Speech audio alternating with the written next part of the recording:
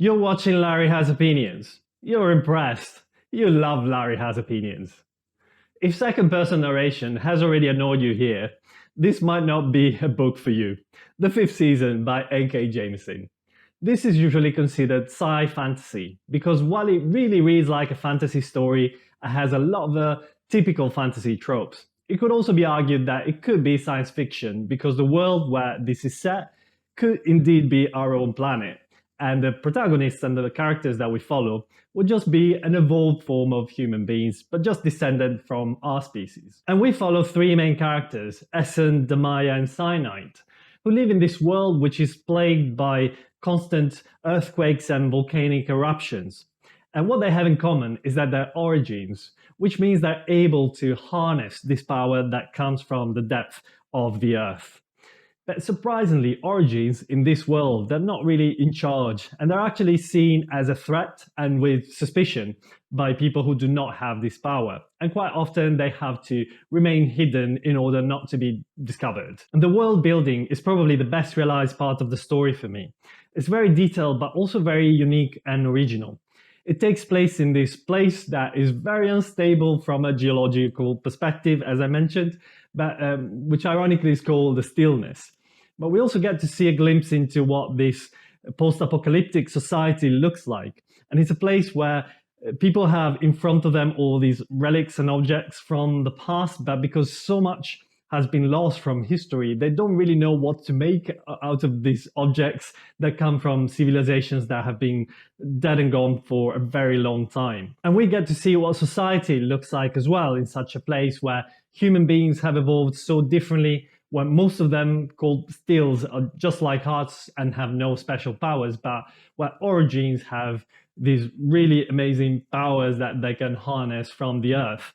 And surprisingly, origins are not really in charge, but they very much shunned and excluded from mainstream society and quite often are forced to hide. And that is something that translates into a very compelling exploration of a lot of these themes into the story. Things like conformism and being part of mainstream society and racism and exclusion. A lot of things that could easily be applied to our own world as well. The main characters were not necessarily the most likable. I probably preferred some of the secondary characters from that perspective.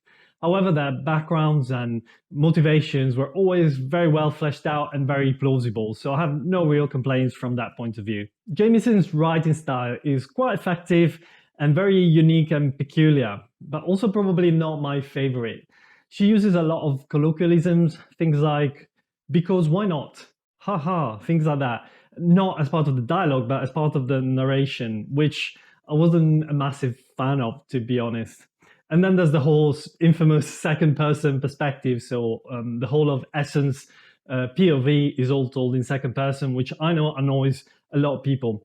Actually, I have to say, it didn't really bother me as much as I possibly expected.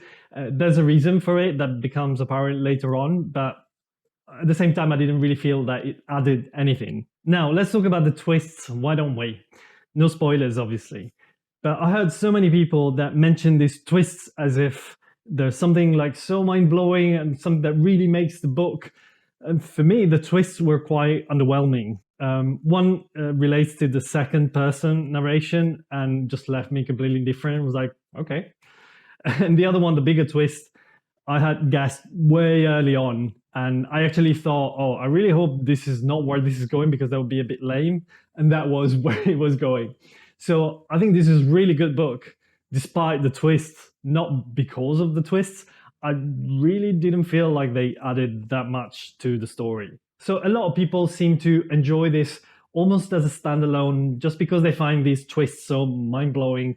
And for me, because I found those a bit underwhelming, I have to say that the final payoff at the end of the book wasn't necessarily that meaningful. So to me, it just felt like a really solid setup for things to come in the second and third books. And for that reason, I really want to continue with the story because I really enjoy the characters and the world.